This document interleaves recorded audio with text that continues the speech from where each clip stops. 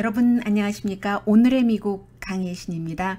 오늘의 미국 위클리 리뷰를 시작하겠습니다. 오늘 보통 이제 이 시간에 한 주일에 일어났었던 미국의 중요한 뉴스, 물론 한국 관련 뉴스도 함께 리뷰를 해드립니다만 지금 레이티스트 뉴스부터 좀 전해드려야지 되겠습니다. 역시 이번 주에도 미국에서 가장 많이 보도된 뉴스 가운데 하나는 북한 이슈인데, 지금 북한과 연관돼서 꼭 국방만의 문제가 아니라 경제 이슈까지 지금 같이 맞물려 가고 있어서요. 그런 그 새로운 문재인 대통령과 도널드 트럼프 대통령 간의 전화, 그리고 워싱턴 포스트가 한미 FTA에 대해서 오늘 이제 새로 보도한 내용들을 전해드리겠고, 그리고 이제 그 중간에 미국의 중요한 뉴스 미처 그 월요일부터 금요일까지 그 방송하는 동안에는 그 내용을 보도를 해드리면서도 잠깐 놓쳤다거나 아니면 시간상 전하지 못했던 그런 것까지 함께 그 합쳐서 조금 그 아웃라인을 보는 그런 시간으로 오늘의 미국 위켄드 리뷰를 하고 있습니다. 그리고 이제 또 하나는 지금 한국에서도 뭐 MBC다, KBS다, 지금 그 사장과 직원들 간의 여러 가지 그 문제, 뭐 오랜 동안 이어왔었던 거잖아요. 그래서 하나 그 연관이 되는 게 있어서, 연관이 된다기보다는 미국은 이렇다 정도로 말씀드릴 수 있겠고요. 지금 이 기자가 어떻게 될지는 잘 모르겠습니다. 그러나 이제 미국은 그 한국과 같은 과정을 밟지는 않겠죠. 한마디로 그 워싱턴 포스트의 기자가 워싱턴 포스트의 사주를 맹렬하게 비난하는 기고문을 다른 그 언론 매체에 실었거든요. 그래서 워싱턴 포스트의 지금 그 사주가 몇 년 전부터 아마존의 그 창업자인 제프 베조스잖아요. 그런 것들이 언론사 또 그 저널리스트 사이에서는 아주 그 묘하게 지금 쳐다보고 있거든요. 후반부에 이 내용 전해드리겠습니다. 먼저 어제 제가 그 오늘의 미국 그 미국 날짜로 금요일에 방송을 하면서 허리케인 그 하비 때문에 한국에서 그 미국에 또 미국 대통령에게 어떠한 그 조의라든가 우정의 말을 표현했는지 잘 모르겠습니다 라고 그 말씀을 드렸는데, 방송이 끝나고 나서 조금 있다가 이제 그 한국 언론에서 그 바로 제가 방송을 하고 있는 시간에 진행된 것 같기도 하고요. 조금 있다가 두 나라 그 대통령이 전화 통화를 했다는 내용을 전했습니다. 그 전화 통화 내용에서 물론 그 합의에 대해서 위로의 얘기도 문재인 대통령이 트럼프 대통령에게 했고, 또 한국이 도울 수 있는 일이 있다면 돕겠다는 말도 전한 것으로 알려졌는데, 그것보다도 중요한 것은 한국과 미국이 미국 언론은 그렇게 얘기를 합니다. 미사일 조약을 수정할 듯하다. 대부분의 언론은 그 조약이라는 단어를 쓰고 있고요. 그러나 조약보다는 정확하게 그 영어 명칭으로는 미사일 그 가이드라인이니까 한국 언론에서 그 번역을 하는 미사일 지침이 더 맞는 것 같습니다. 미국이 어제 이제 금요일이었고 오늘 토요일이기 때문에 더군다나 미국은 지금 노동절 연휴 기간입니다. 그래서 이 내용에 대해서 많은 언론들이 자세히 심도 있게 분석하지는 않았습니다만은 의회 신문 더 힐 그리고 로이터 통신이 제일 먼저 전했고요. 뭐 한국 언론이 미국 언론보다 더 빨리 이 내용을 전한 것 같습니다. 그리고 나서 뉴스위크 같은 언론이 조금 더 자세히 전하고 있는데, 문재인 대통령과 도널드 트럼프 대통령이 전화통화 40분을 하면서 지금 미사일 가이드라인 그 지침을 조금 수정할 뜻을 그 합의를 했다는 것이 한국 언론에서는 전부 그 부분만 나오고, 미국 언론은 제가 말씀드리는 두 번째 것까지 함께 플러스를 시킵니다. 첫 번째는 무엇인가 하면은 지금 북한에 대한 그런 그 방어책으로 미사일의 한국의 그 미사일의 능력을, 사실은 그 능력을 더 높인다는 것이죠. 그래서 문재인 대통령이 이미 6월 달에 미국에 와서 그 트럼프 대통령에게 요청을 했었던 것이기도 하고, 그래서 이번 전화에서는 한국의 그 미사일 개발 능력을 사거리를 그 500마일, 그러니까 800km요, 최고. 지금까지는 그 300km였으니까 2배 이상, 2.5배 이상 늘어나는 것이죠. 그렇게 하기로 하고, 그리고 핵탄두의 무게를 500kg까지 하는 것. 이렇게 이제 두 사람이 합의를 봤답니다. 미국식으로는 1100파운드가 되는데, 문재인 대통령이 6월 달에 그 트럼프 대통령에게 요구를 했었던 그 핵탄두의 무게는 1톤이었어요. 1톤이었는데 500kg으로 이번에 아마 합의를 본 것 같습니다.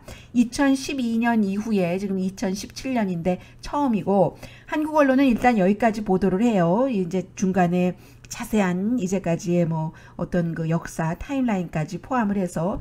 그런데 이제 미국은 여기에 하나를 더 전합니다. 지금 도널드 트럼프 대통령이 백악관에서도 또 공식적으로 발표를 하기도 했는데요.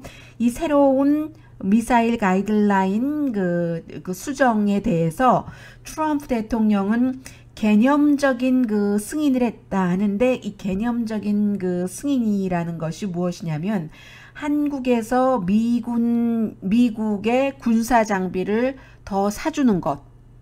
얼마라고 정확하게 얘기를 하지는 않습니다만 굉장히 많은 액수인 것 같습니다. 빌리언자가 들어가요. 빌리언이 이제 10억자잖아요. 그런데 이게 그냥 딱 그 1빌리언이 아니라 빌리언자가 들어가는데, 그 한국에서 미국의 군사 장비도 사주는 이런 것을 문재인 대통령이 뭐라고 했다라고 얘기하진 않습니다만 트럼프 대통령이 개념적인 승인을 했다라고 표현을 하고 있거든요. 그러니까 이 정도 되면은 두 나라 정상이 주고받기를 하는 그런 것을 알 수 있고요. 그래서 이제 이 내용은 일단 여기까지입니다. 지금 미국이 휴일이니까 트럼프 대통령 물론 합의 지역에 다시 가기는 했습니다만 비난을 많이 받은 뒤에요. 첫 번째에 방문해서 너무 사람이 그 따뜻함이 없었다, 뭐 이런 것들. 그래서 지금 그쪽에 가 있고 많은 뉴스들이 그 미국의 또 노동절 연휴이기도 하기 때문에 일단 여기까지 끝입니다. 제가 이 내용은 조금 더 자세히 보겠습니다. 그리고 나서 이제 또 하나, 전 같으면 이 부분을 경제적인 뉴스로 많이 봤는데 이것을 그 한국과 미국이 그 북한에 대해서 어떻게 대처를 하는가 하는 대북 문제로도 볼 수 있는 그런 부분입니다. 워싱턴 포스트가 오늘 신문으로는 저는 그 새벽에 봤어요. 그리고 나서 다시 봤더니 지금은 그 워싱턴 포스트 웹사이트 일면에 실려 있습니다. 맨 그 프론트 페이지 맨 위에 왼편에 실려 있거든요. 로스앤젤레스가 지금 낮 그 토요일 3시가 조금 안 되고 있는데 현재는 그렇습니다.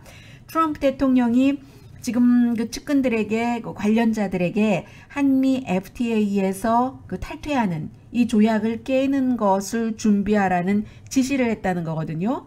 그런데 이제 이 모든 내용이 요즘 미국 언론의 보도는 백악관에서 새어나오는 것들이 많기 때문에 누구다 하고 그 뉴스원을 밝히지 않은, 그런 이름을 밝히지 않은 워싱턴 포스트의 보도예요. 그런데 이제 이런 것이 이렇게 앞뒤 문맥이나 여러 가지로 보면은 있기는 있는 것이 분명해 보입니다.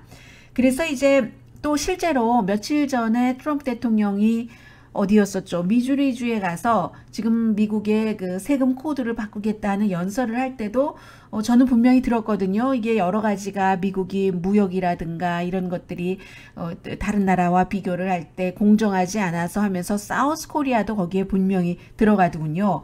그래서 이제 워싱턴 포스트의 보도가 이게 사실이겠구나 하고 느껴지는데, 다음 주에 빠르면 시작될 수도 있다는 것이에요. 한미 FTA 자유무역협정을 완전히 그 깨는 것을요. 그런데 묘하게 이런 무역협정을 깬다 하는데 가장 강하게 반대하는 사람이 트럼프 대통령의 그 군사 그 자문단들입니다. 예를 들어서 그 HR 맥메스터 국가안보보좌관도 반대를 하고, 제임스 마티스 국방장관이요. 그리고 이제 경제적으로는 가장 그 중요한 그 자문이라고 할 수 있는 게리 콘 국가경제위원회 위원장도 반대를 하고 있거든요. 물론 그 트럼프 대통령이 폐기하는 것을 그 검토하라고 지시를 했다고 해서 이게 폐기로 이어지는 것은 아니고요. 아직 그 뭐 그대로 둘 수도 있습니다. 이게 이제 얼마 전에 양측 대표단이 만났지만 뭐 입장 차이만 확인한 그런 정도고, 앞으로 계속 그 해야지 되는 문제이기 때문에 모든 것을 다 검토하는 그 정도 수준일 수도 있어요. 그러나 어쨌든 지금 그 워싱턴 포스트와 인터뷰를 한 전문가는 이렇게 표현을 하는데, 트럼프 대통령이 불장난을 한다는 겁니다. 게리 그 슈미츠라는 그 전문가인데, 지금은 가능하다면 한국과 미국 사이에 화합이 필요한데 북한 문제 때문에 이런 것을 그 파기하게 되면은 일단은 그 트럼프 대통령이 말하는 것은 이제 한국 측에 미국의 물건을 팔려면 뭐 관세도 지금 많이 붙여야지 되고 그런 거잖아요. 미국 회사에 도움이 되겠다고 하는 건데 그렇게 할 경우 뭐 폐기하고 파기하고 뭐 어떻게 할 경우 한국은 또 거부할 수도 있고 한국과 미국과의 그 무역 전쟁 가능성이 일어날 수 있다는 얘기예요.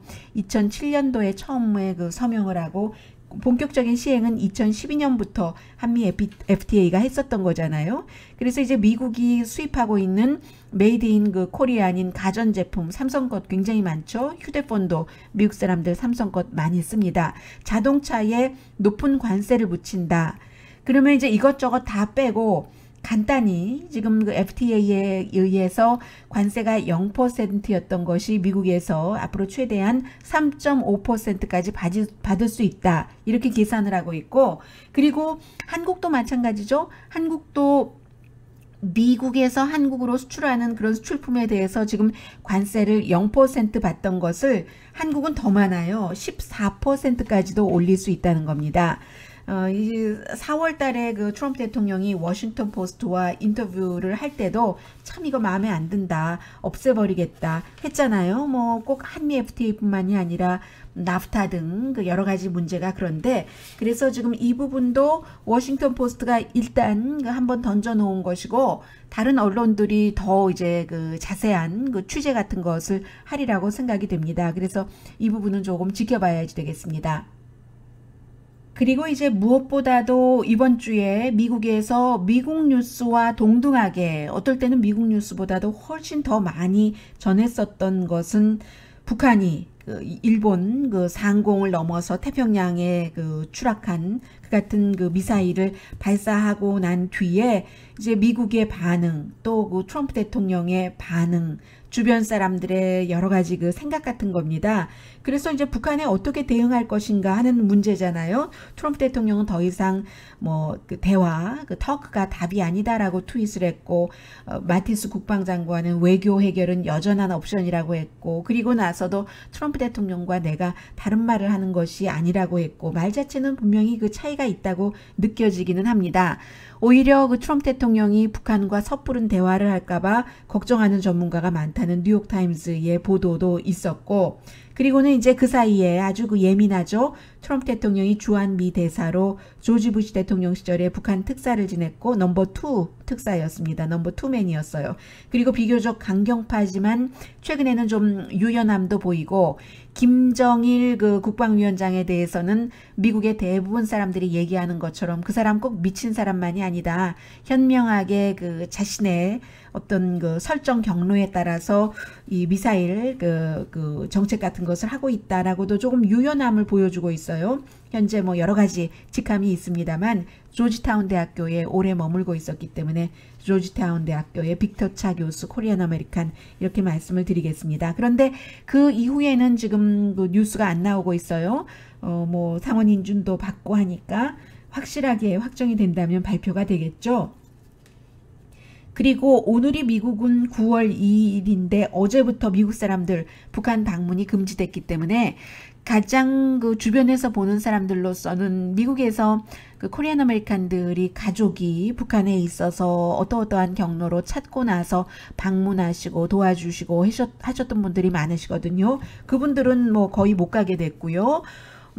개별적으로 지금 비자를 받아야지 되는데 비자를 주는 그 카테고리가 대체적으로 뭐 취재하는 저널리스트 아니면 인도주의적인 차원의 사람들도 갈 때마다 비자를 다시 받아야 되고 힘들고 만약에 이제 그 머무르면 안 된다 가면 안 된다 하는 것을 어기고 나면은 최대 뭐 처음에 뭐 벌금도 물고 하다가 최대 10년 징역형까지 받을 수도 있고요. 그래서 여기에 대해서도 여러 가지 그 채널이 다 막힌다면 물론 미국은 아직도 그 북한과 백 채널이 있기는 있습니다. 비정규 채널이 이런 것들이 민간과 민간의 교류가 많은 것이 좋은데 라고 얘기하시는 분들도 계시고 그렇지만 미국인 대학생이 북한에 가서 억류되고 뭐 그런 힘든 생활을 하다가 미국으로 돌아온 지 엿새 만에 숨진 뒤에 미국에서는 이런 조치를 취하는 것으로 결론을 내린 겁니다. 북한을 뭐 관광 비용, 해외 사람들 가는 것 중에서 미국 사람들 비율이 가장 높잖아요. 돈도 많이 쓸 테고요. 달러. 북한 사람들이 좋아하는. 그래서 이제 돈 벌어줄 필요도 없다고 생각을 하고 미국 사람들의 안전을 위해서 지금 이 같은 조치를 취했고요. 그리고 이제 그 사이에 이번에 북한이 일본 상공을 향해서 쏜 그 미사일의 경우는 워싱턴 포스트의 지적이 조금 와닿습니다. 최고의 혼란은 일으켰고 다들 화들짝 놀랐잖아요. 그런데 역풍은 피할 정도의 절묘한 계산성의 미사일 발사였다. 그리고 이 발사는 미국이 그렇게 위협을 해도 또 때로는 대화 제의도 아주 노골적으로 했잖아요. 국무장관, 국방장관이. 그런 것도 다 거부하면서 트럼프 대통령에 대한 직접적인 도전이라고 표현을 합니다. 뉴욕타임스 표현이에요. 왜냐하면 트럼프 대통령도 애리조나주에서 이제 연설을 할 때 북한이 미국을 존중하는 것처럼 보이는 것, 그런 존중하기 시작한 것을 나는 존중한다라고 이렇게 얘기를 했는데 탁 그냥 테크니컬리 기술적으로 일본 상공을 향해서 쏴서 일본 머리 위로 지나갔잖아요.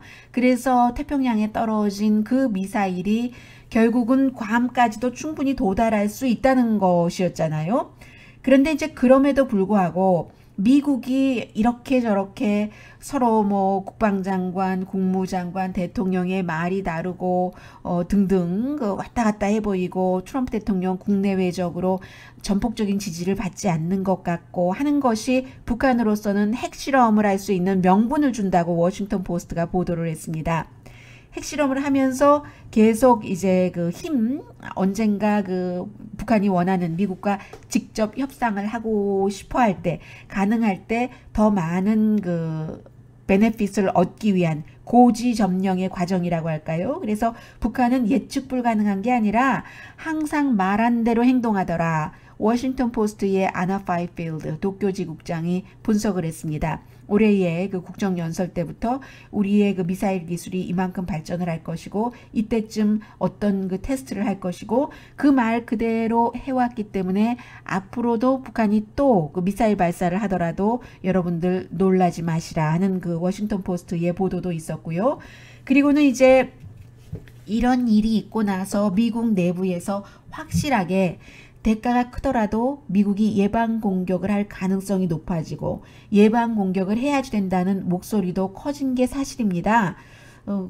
그래서 존 볼튼 전 유엔 대사 같은 경우는 워낙에 이제 강성인 사람이긴 해요. 이 사람은 북한에 대한 빠른 공격이 최선이라고 했고, 그러나 이제 반면에 여전히 또 워싱턴 타임스와 같은 보수적인 신문도요. 오랜 동안 통일교의 여러 가지 색깔이 굉장히 강했었죠. 북한 미사일을 미군이 격추시켜야지 된다는 사설을 실었습니다. 그런데 이제 격추시키지 못하는 그런 이유에 대해서 이제 전문 매체가 분석을 했는데 두 가지인데, 하나는 격추 성공 확률이 낮다. 이 격추 성공할 수 있도록 요격 미사일을 개발을 하는 게 지금 현재 북한에서 이런 형태로 이러한 고도로 시험하는 것에는 별로 적용이 되지 않기 때문에 돈만 많이 쓰고 그게 맞추지도 못하면 망신만 당한다. 이런 것이 있고요. 그리고 이제 또 하나는 또 하나가 더 중요하다고도 볼 수 있는데, 이렇게 어디를 향해서 괌에다가 떨어뜨리는 게 아니라 괌의 인근이라고 얘기를 했잖아요. 그 당시에도. 그리고 일본이 아니라 일본 상공을 넘어서 태평양이잖아요. 그러면 괌이나 일본을 겨냥한 것이 아니기 때문에 국제 해상에 하는 것이기 때문에 국제 해상을 목표로 해서 테스트하는 것을 쏘아서 그야말로 요격 떨어뜨려 버린다면 이것은 전쟁입니다. 전쟁 선포이기도 하고 전쟁이기도 합니다. 그래서 이제 요격하지 못했다는 얘기가 있고, 그 사이에 영국의 텔레그래프는 텔레그래프야 굉장히 또 보수적이기도 하고요. 만약에 전쟁이 한국전이 또 발생을 한다면 김정은을 암살하기 위한 김정은과 주변 인물을 암살하기 위한 특수군 훈련을 지금 그 한국에서 시키고 있다. 이런 그 보도도 있었고요.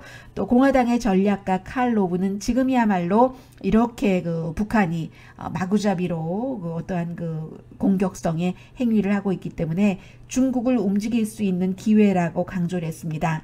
그 사이에 이제 미국 사람들이 북한에 대해서 관심이 조금 많아져서 팍스뉴스가 여론조사를 했더니 트럼프 대통령이 북한 이슈를 제대로 다룬다. 이런 유권자는 43%, 제대로 다루지 못한다 하는 유권자가 더 많았고요. 그리고 CNN 방송에 이제 북한 특파원이 있잖아요. CNN 방송 이 북한 특파원이 한국의 JTBC와도 제휴를 맺고 보도를 하던데 아마 한국의 JTBC에는 이 뉴스 클립을 보도하지는 않았으리라고 짐작은 합니다만은 한국과 미국이 또 사정이 다르니까요. 미국에서도 이 뉴스 클립을 보도를 하고 나서 보수 그 미디어에서 비난을 많이 했거든요. 북한의 뭐 선전 매체냐 CNN이 라고 얘기를 하면서 그래서 이 CNN의 그 북한 그 특파원이 그 보도한 것은 이 사람이 그 14번 북한을 방문했는데 북한 주민들을 쭉 인터뷰를 했어요. 사람들이 광장에서 뭐 미사일을 그 발사하는 그런 장면을 보는 것, 어린 여학생들 군복 입은 그리고 뭐 노동계층의 사람들 등등과 인터뷰를 해서 한결같이 대답하는 것이 우리는 방어용인데 왜 못하는가? 그리고 미국을 우리는 그 무찌를 수 있다. 그런 그 굉장히 또 자부심을 느낀다. 뭐 이런 내용들이었어요. 그리고는 이제 월스트리트저널은 뭐 북한 분위기는 그런데 한국 사람들은 지금 북한 이슈에 대해서 북한으로부터 외면당하고 북한으로부터의 외면은 문재인 대통령이 아주 그 어려운 상황에서도 북한에 대화를 하자고 제의했는데 완전 무시당한 것이요. 답변조차도 받지 못하는 것. 그리고 미국도 그 트럼프 대통령도 어제 그 문재인 대통령과 전화 통화를 했다고 하지만 그 전에 북한이 여러 차례 미사일 발사를 할 때 일본의 아베 신조와만 몇 번 전화 통화를 했잖아요. 그리고 이번에 전화 통화 내용도 북한과의 문제를 어떤 그 핵심에 들어가서 미사일 그 발사에 관해서 얘기한 것이 아니라 미국 무기도 좀 사주고 그러면 한국의 뭐 미사일 능력 또 조금 높여주고 이런 정도 얘기한 것 아니겠어요? 그래서 이제 그 트럼프 대통령도 언제나 북한 이슈에 대해서 중국을 먼저 쳐다보고 일본을 두 번째로 쳐다본다 해서 월스트리트저널이 아예 기사에 What about us? 하고 한국 사람들 입장에서 우리는 그럼 이 뭐 그런 그 제목까지 쓰면서 중간에 코리아 패스하다에 ing를 붙여서 정말 한국식이죠. 코리아 패싱이라고 한국 사람들이 생각하고 있다 하는 것을 우리야말로 그 북한 문제에 있어서 가장 그 중요한 입장인데 또 위험한 입장이라고 할 수도 있고요. 그런데 우리의 운명을 우리가 컨트롤하지 못하는구나 하는 한국 사람들의 입장도 전했습니다. 그리고는 이제 뉴욕타임스의 호주 지국장과 한국의 그 최상원 특파원이 남북한에 관한 그 채팅을 했어요. 그 가운데서 이제 그 호주 지국장이 최상원 특파원에게 글쎄 당신 또 사우스코리안이기도 하고 뉴욕타임스를 위해서 일하고 있지만 통일이 언제 될 것으로 보느냐 했더니 우리의 소원은 통일이고 배웠고 뭐 이런 여러 가지가 다 있지만 당연히 통일을 원하고 하지만 지금 보면은 통일이 그 빠른 시일에 될 것은 어려운 것 같다 이렇게 얘기를 했어요. 그런 부분에 대해서 많은 분들이 지금 뭐 동북아시아 정세 때문에 그런데 정세라는 것은 또 그 변화할 수도 있다. 오늘의 미국 유튜브에서 토르라는 아이디를 쓰시는 분이 그렇게 말씀을 해주셨어요.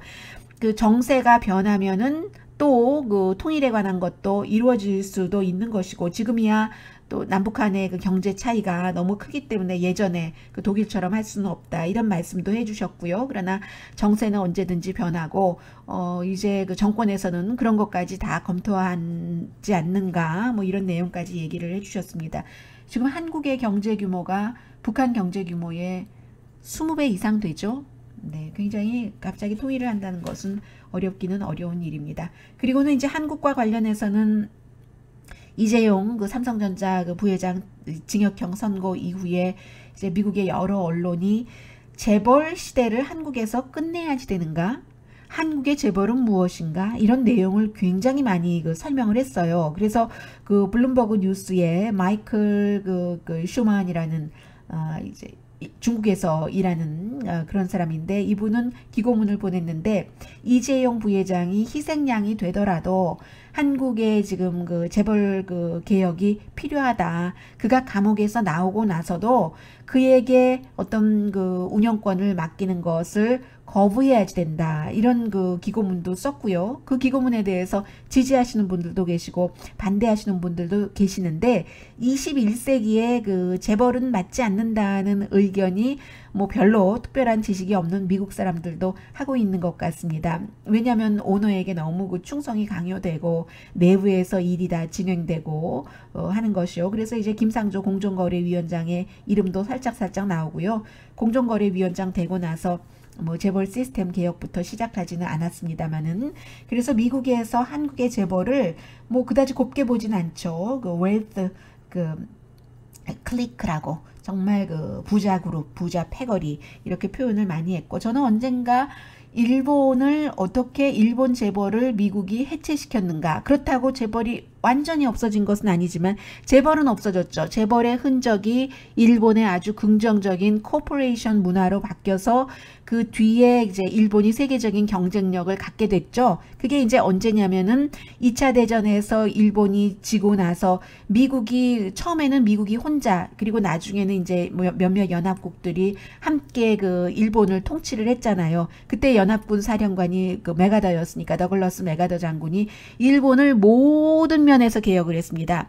여자들에게 투표권도 주고 토지 개혁도 했는데, 왜 그 땅 주인들은 도시에서 살면서 그렇게 힘들게 밭 갈고 뭐 만들어내고 하는 사람은 입에 풀칠도 못하느냐 하면서 토지 개혁도 했고, 제일 먼저 한 것이 재벌 개혁인데, 왜냐하면 재벌들이 무기 팔아서 돈 벌려고 막 전쟁을 부추기고 이것도 얄미웠고, 그리고 이제 또 그 재벌 같은 것이 미국 사람의 눈에서 볼 때는 너무나 그 비민주적이어서 일본이 경제적으로나 정치적으로 발전을 해야지 공산주의가 들어갈 틈이 없다고 생각을 했었던 것이죠. 그래서 일본의 재벌이 어떻게 시작됐고 어떻게 해체가 됐고, 이 부분은 제가 한번 자세히 여러분들께 말씀을 드리고 싶습니다. 그리고는 이제 그 한국의 원세훈 전 국정원장이 특정 대선 후보를 뭐 지원하기 위해 댓글부대 가동시킨 혐의에 대해서 이제 징역형 받았고, 미국 언론도 보도를 하고 다시 이제 항소한다는 것까지, 여기까지 그 이번 주에 미국 언론들이 한국에 관해서 보도를 했습니다. 그리고 지금 미국의 그 허리케인은 여러 가지를 보여주고 있죠.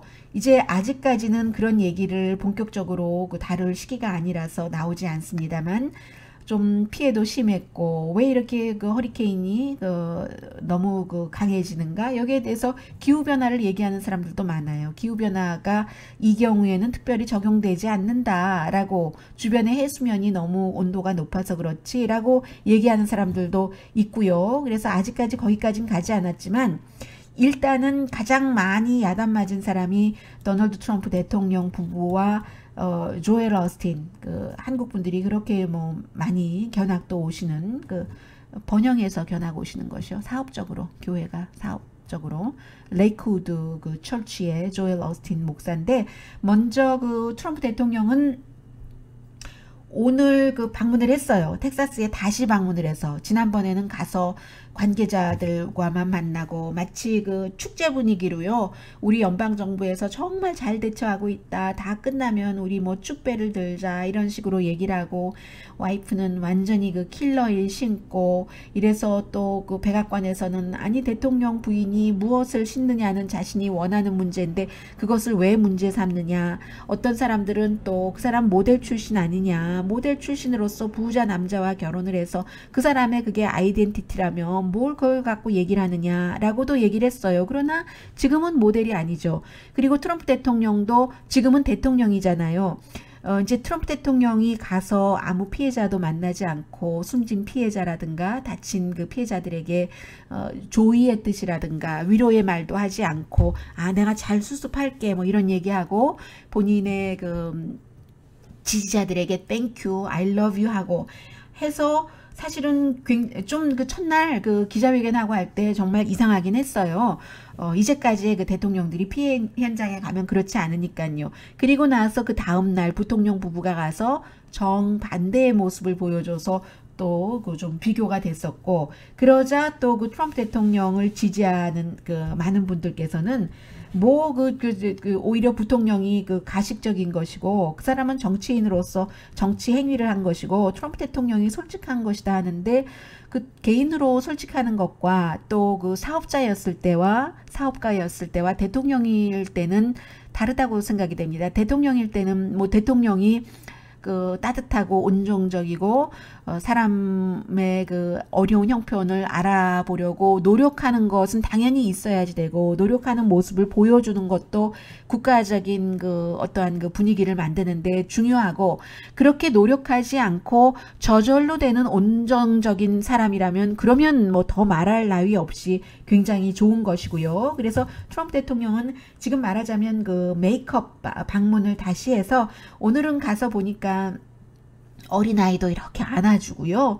또 이제 집이 다 물에 잠기고 해서 지금 어디 와서 피난 나와 있는 사람들에게 음식도 막 나눠주고, 원래 그랬어야 되는 거잖아요. 근데 한 번 야단 맞고 다시 방문해서 하는 것이고, 오늘은 멜라니아 트럼프도 보니까는 그 청자켓을 입고 거기에 갔었습니다.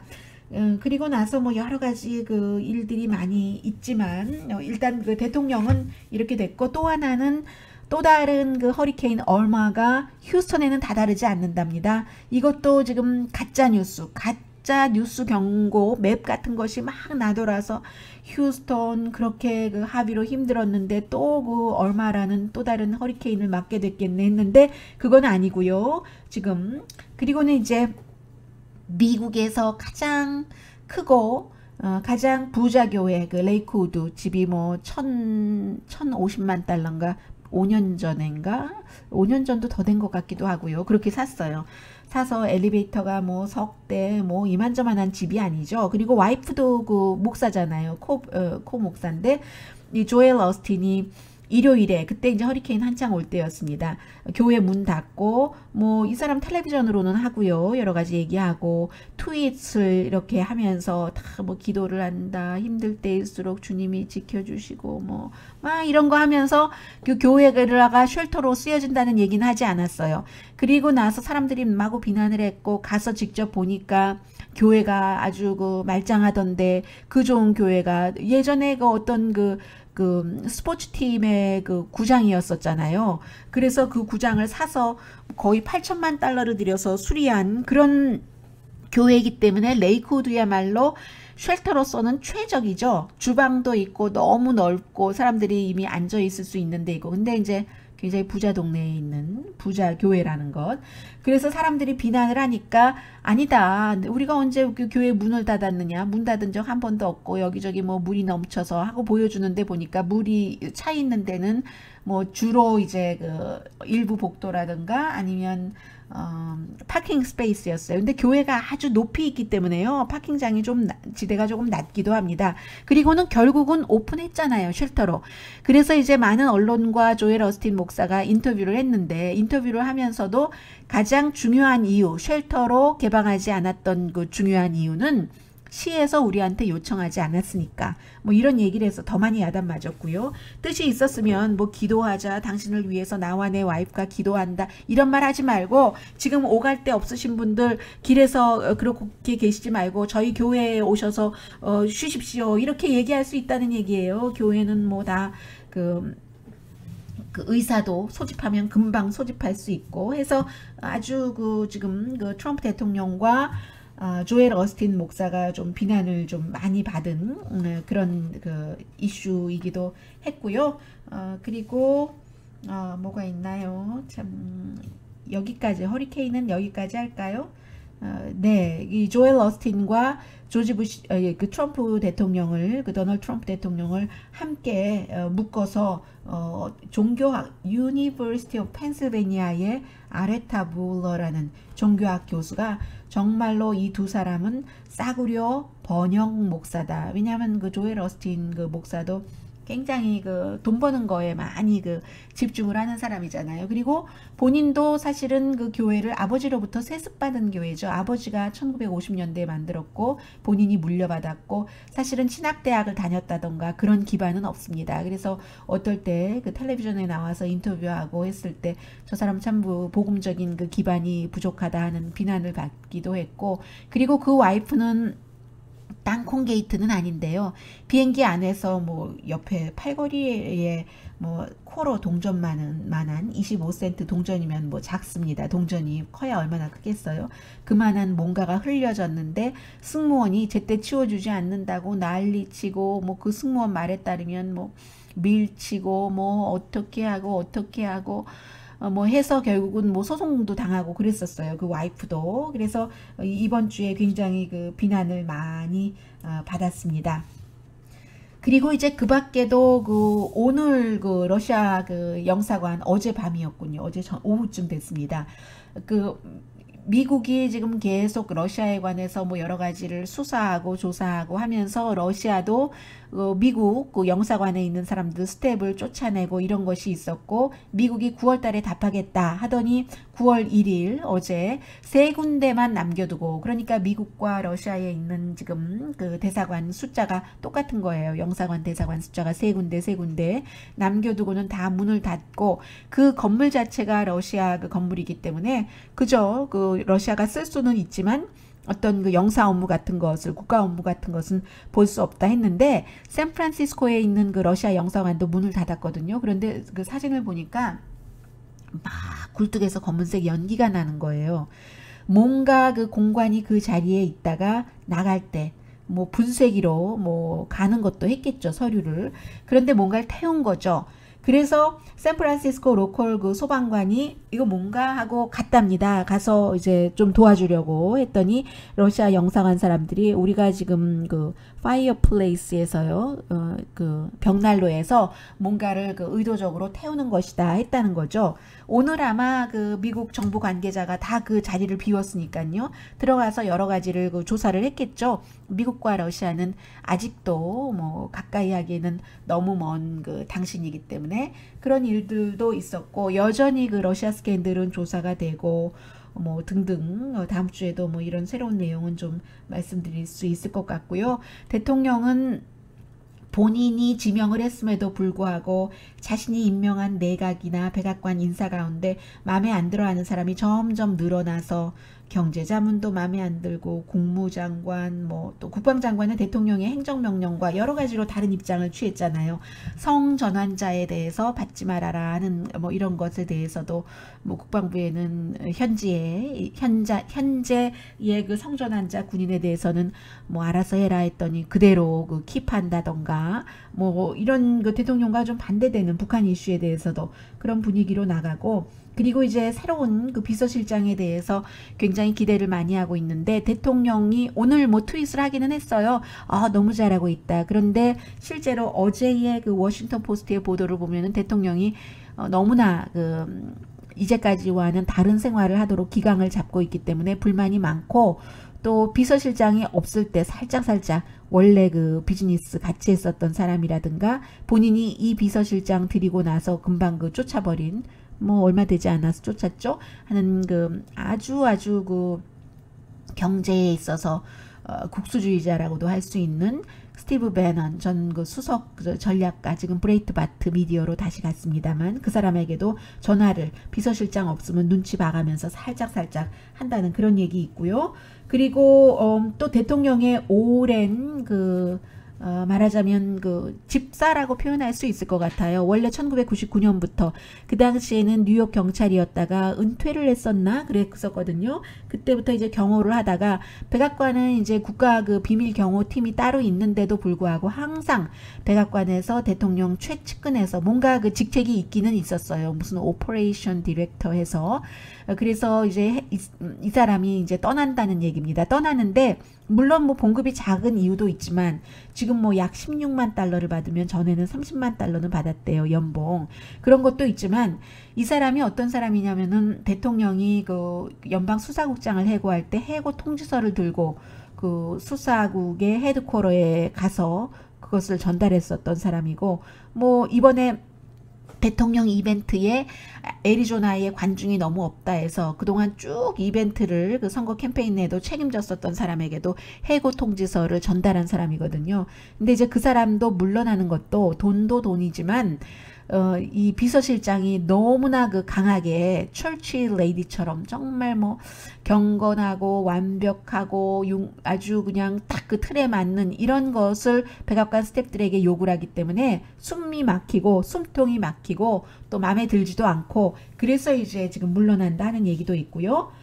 또 하나는 지금 대통령의 큰아들이 텍사스 공립대학교에서 10만 달러 30분 연설 30분 질문입니다. 받고 그 연설하는 그런 내용이 나왔는데, 어제 제가 보도를 해드렸고 오늘 그 워싱턴 포스트의 추가 보도를 보니까 또 이 돈이 그 공화당의 기부자, 그 기부자가 누구냐면 대통령에게 이 세금안에 대해서 자문도 한 그 기부자와 깊은 연관이 있는 회사가 이 돈을 그 지원을 한 것이래요. 텍사스 공립대학교에서 이루어지는. 그리고 지금까지 대통령 아들이, 전에는 대통령 아들이기 전에 어디 가서 연설하고 이 정도의 큰 돈을 받아본 적이 없답니다. 그리고 그런데 갈 때도 또 다 대통령의 아들이기 때문에 경호가 이제 필요한 것이고요.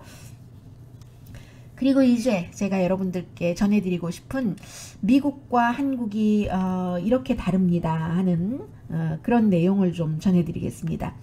워싱턴 포스트라는 뭐 정치로서는 그래도 가장 그 영향력도 있고 속보도 잘 나오고 하는 그 매체인 것 같아요.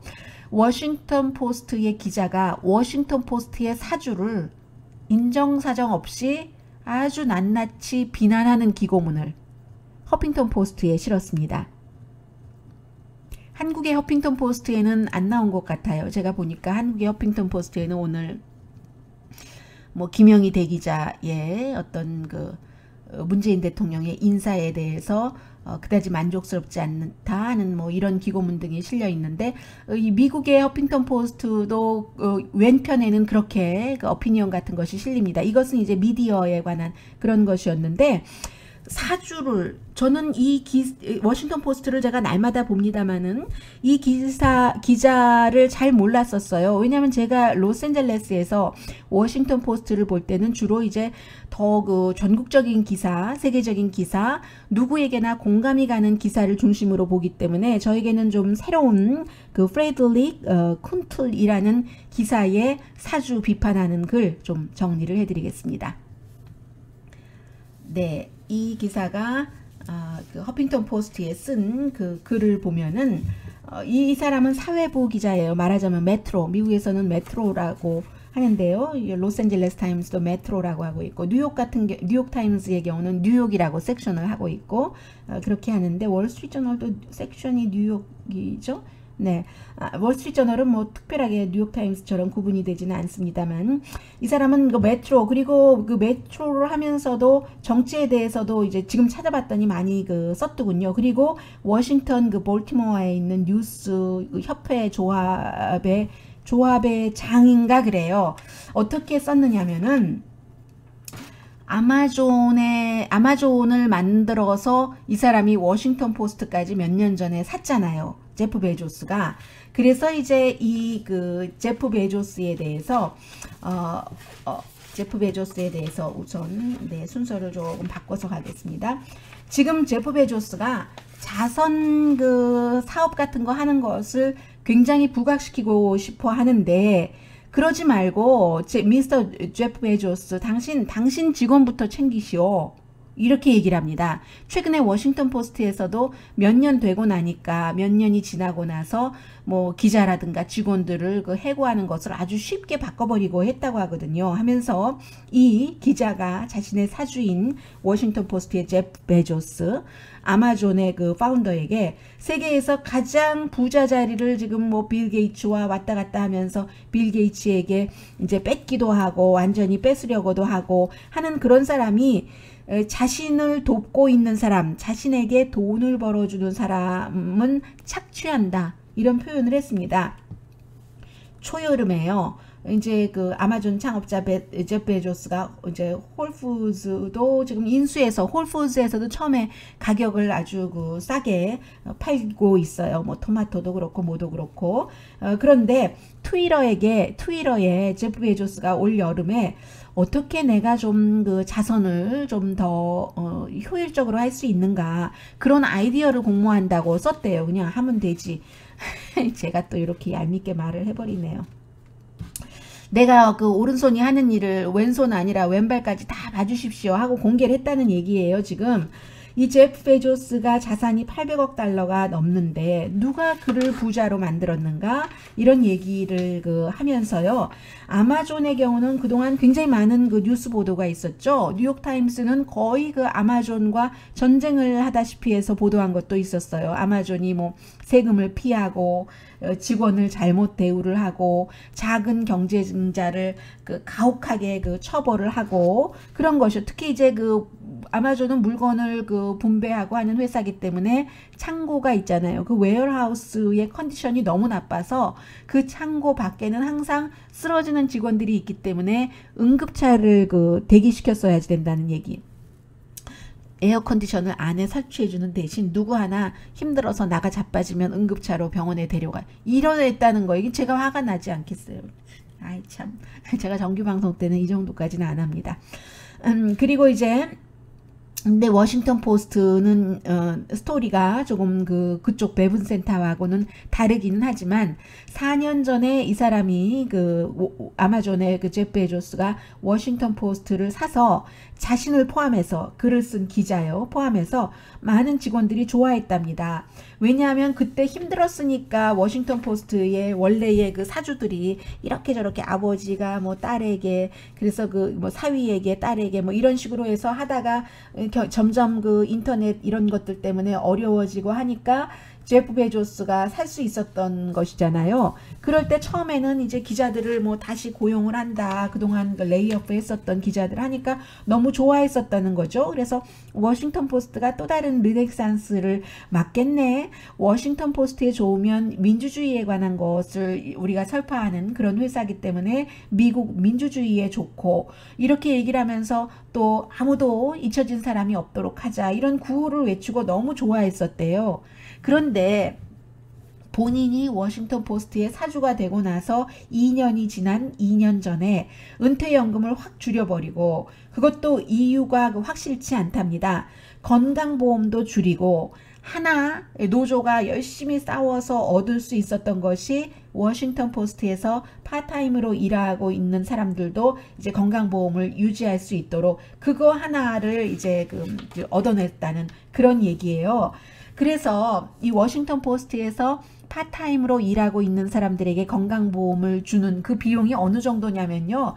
이것도 돈이 이렇게 많이 드는 거네요. 나중에 뭐 다 자선단체에 기부하겠지만 백악관 출입기자단 그 디너가 있잖아요. 1년에 한 번씩 하는 거. 올해는 트럼프 대통령은 안 갔었죠. 왜냐하면 그 트럼프 대통령에 반대하는 언론들이 너무 많고 늘 그 언론을 노골적으로 또 욕도 하고 하니까 뭐 애매한 거죠. 그래서 안 갔는데 이 백악관 출입기자단 디너에 워싱턴 포스트 발행인이 참여하면서 내는 돈, 다 그 돈 내고 테이블을 사잖아요. 똑같아요.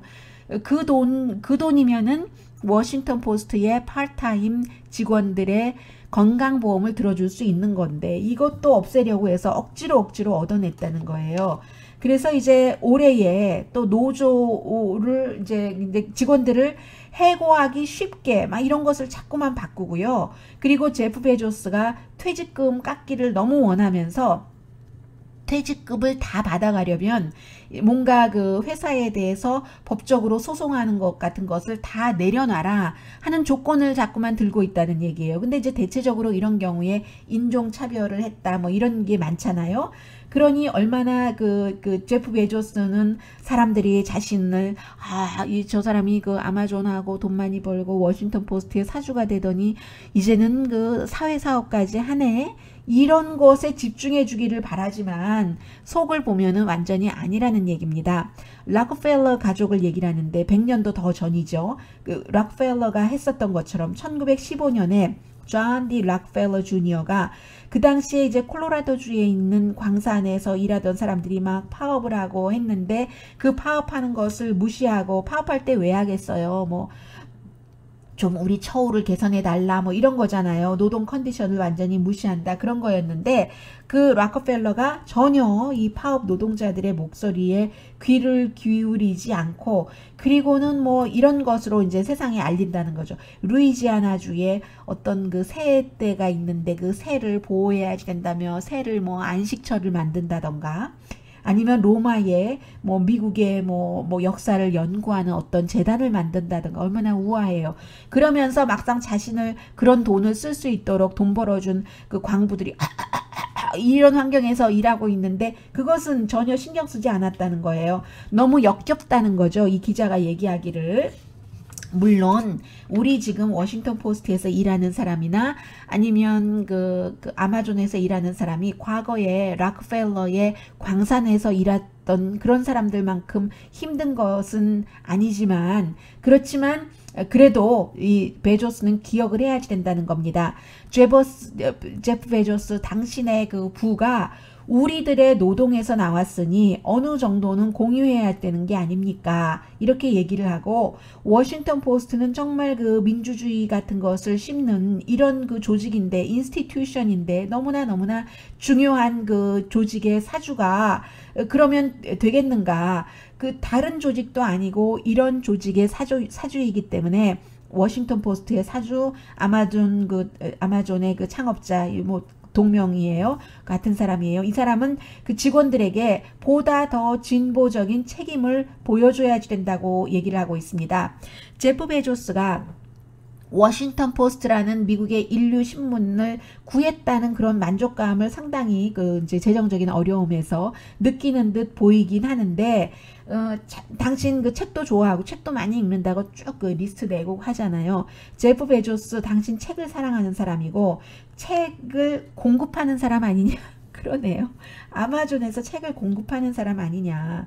그러니까 발작의 말을 내가 인용을 하겠다. 프랑스 사람들은 늘 발작을 읽는다고 하잖아요. 지금도 모든 큰 부 뒤에는 큰 범죄가 있다. 이 케이스에는 그 범죄를 자기를 위해서 일하는 사람에게 겨누고 있다. 그 아마존의 사주 또 워싱턴 포스트의 사주 제프 베조스 직원을 하이텍 머신처럼 생각하지 말아라. 이런 얘기를 하고 있습니다. 그래서 근데 어떤 사람은 또 이 같은 얘기도 하고 있어요. 아마존이 직원들에게는 착취를 하지만 아마존 때문에 스몰 비즈니스를 하는 나는 집에서 다 모든 것 해서 아마존이 배달해주고 한다. 근데 그 제프 베조스가 여러분들을 그렇게 일하는 사람들을 일하게 하기 위해서 자신의 다른 것을 희생하면서 하는 것은 아니죠. 목적은 이제 본인의 돈 벌려고 하는 것이고요. 그리고 또 하나 뭐 그런 비슷한 말을 한 사람이 있는데 아무튼 기억이 나질 않네요. 여기까지입니다. 그래서 지금 한국의 MBC 사장과 KBS 사장이 어떻게 될지 굉장히 궁금해 하실 텐데 미국에서는 워싱턴 포스트의 메트로난의 사회면에 프레드릭 컨클이라는 기자가 이렇게 그 허핑턴 포스트의 어피니언란에 이런 자신의 글을 썼으므로 한국 허핑턴 포스트 어피니언란에는 없는 것 같습니다. 썼으므로 이 사람이 어떻게 될지 저는 또 내일부터 지켜볼 것 같습니다. 오늘의 미국 위켄드 리뷰 여기에서 끝나겠고요. 저는 일요일인 내일도 다른 이슈로 여러분들 만나 뵙겠고 그리고 월요일 미국 날짜로 한국 날짜로 화요일에는 정식 오늘의 미국 정규 시간에 뵙겠습니다. 강혜신이었습니다.